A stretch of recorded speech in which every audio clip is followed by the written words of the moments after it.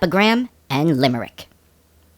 Sir, I admit your general rule, that every poet is a fool, but you yourself may serve to show it, that every fool is not a poet.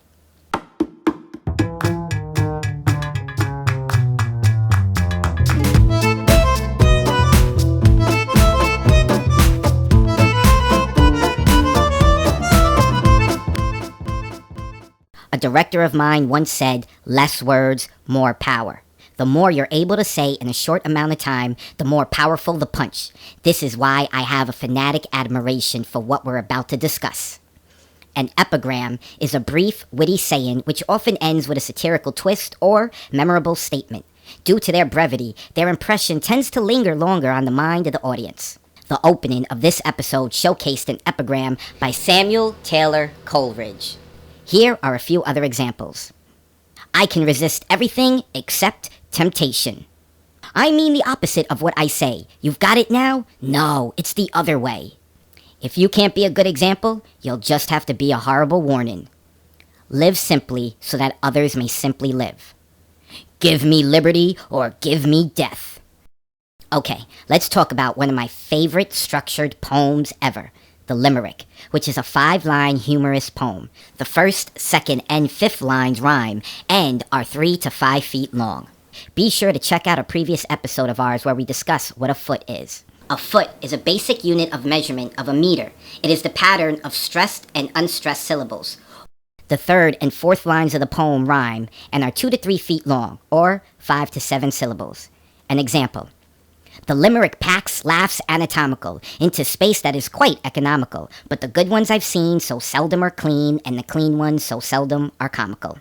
Unfortunately, we're not sure who the author of this one is, but seeing how it speaks about what a limerick is in the form of a limerick, I thought it was the perfect first example.